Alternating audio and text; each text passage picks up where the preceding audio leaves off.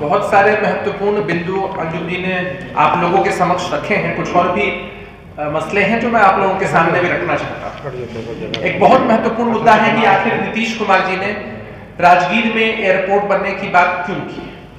आप सभी जानते हैं कि राजगीर को जिस तरह से नीतीश कुमार जी के नेतृत्व वाली सरकार ने विकसित किया है, देश ही नहीं पूरे दुनिया से सैलानी यहाँ पर आते हैं और बड़ी संख्या में यहाँ पर सैलानी आते हैं। अगर राजगीर के पास एक से एक ऐसी धरोहर है, पर्यटक स्थल है जिनको देखने के लिए लोगों का रुझान बहुत ज्यादा रहता है। राजगीर के पास नालंदा विश्वविद्यालय समेत कई वैश्विक ऐतिहासिक धरोहर है।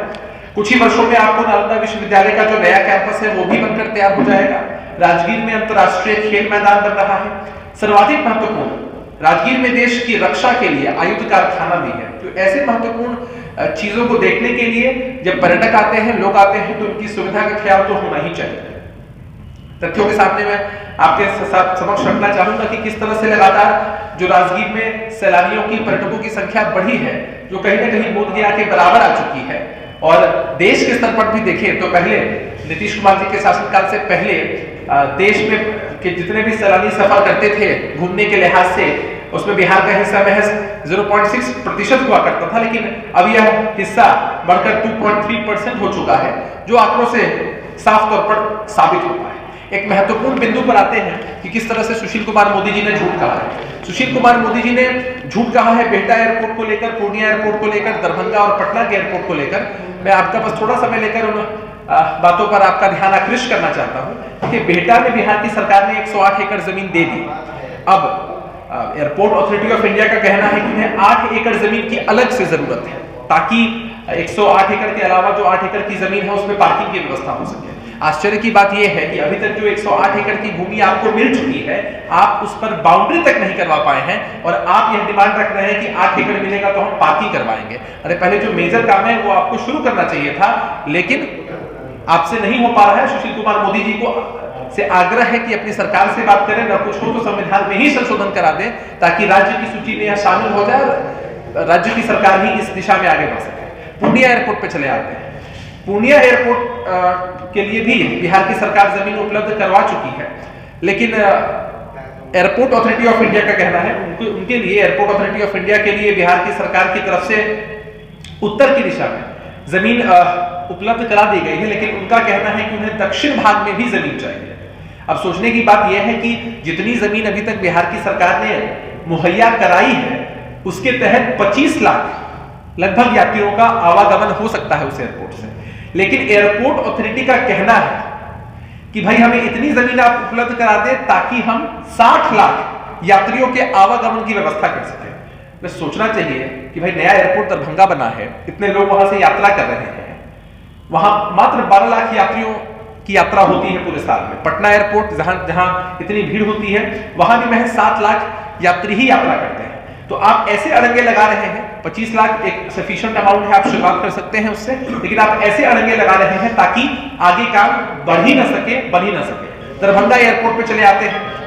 दरभंगा एयरपोर्ट पर यात्रियों की सुविधा के लिए और जमीन मांगी गई थी। बिहार की सरकार उसके लिए कृत संकल्पित है। वहां एयरपोर्ट पर विमान का परिचालन शुरू हो चुका है और 2023 तक और भी जो जमीन मांगी जा रही है उसको उपलब्ध कराया जाएगा बिहार की सरकार की तरफ से। लेकिन ताज्जुब की बात यही है कि दरभंगा एयरपोर्ट से जो भी यात्री सफर कर रहे हैं उनसे किराया बहुत ज्यादा वसूला जा रहा है। एक एक टिकट का किराया 25-25 हजार रुपए से ज्यादा है।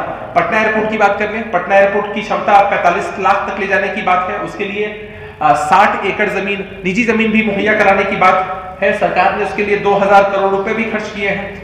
और पटना और बिहटा में ज्यादा दूरी भी नहीं है, 25 से 30 किलोमीटर की दूरी भी है। सोचने की बात यह है कि पूर्णिया में अमित शाह जी आए थे। सुनकर ताज्जुब लगता है, देश के गृह मंत्री हैं, बिहार के लोगों को बहुत अपेक्षाएं, आकांक्षाएं हैं उनसे। कितना सफेद झूठ कहते हैं। एक तरफ सुशील कुमार मोदी जी कहते हैं कि जमीन मुहैया नहीं कराते हैं, दूसरी तरफ अमित शाह जी भरे मन से लोगों के सामने कहते हैं कि भाई एयरपोर्ट तो शुरू करवा दिया हमने। आज भी सभी यात्री अमित शाह जी को खोज रहे हैं कि टिकट लेना है, बैंक अकाउंट पे पैसे हैं, टिकट कैसे मिलेगा अमित शाह जी जरा बता दीजिए। उच्चतम न्यायालय ने कहा था बिहार में कम से कम 5-6 डोमेस्टिक और एक इंटरनेशनल एयरपोर्ट की जरूरत है, जबकि बिहार में मात्र 3 ही एयरपोर्ट। और मैं एक चीज आपके सामने रखना चाहता हूं, सुशील कुमार मोदी जी ने उच्च सदन में अपना सवाल पूछा था कि what is the status of expansion of Bihta airport and it's implementation. उसके जवाब में उनकी ही सरकार ने बताया था कि सितंबर 2022 तक या मार्च 2024 तक जो भी उनका लक्ष्य है, उस लक्ष्य के हिसाब से वो 91%, 54% और 54% कार्य पूरा कर लेंगे।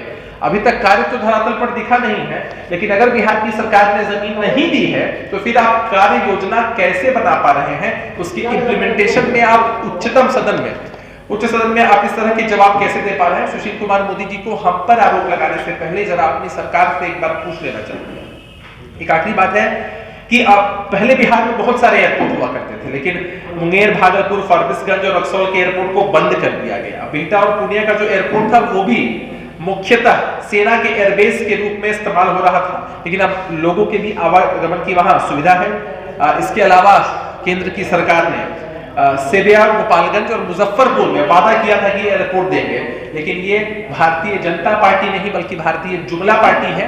इन लोगों को जब भी ऐसा लगता है कि कहीं चुनावी माहौल में जा रहे हैं, कुछ वादे कर देने से वोटों का फायदा हो सकता है। ये लोग इस तरह के वादे कर तो देते हैं, लेकिन धरातल पर उनका इम्प्लीमेंटेशन नहीं है।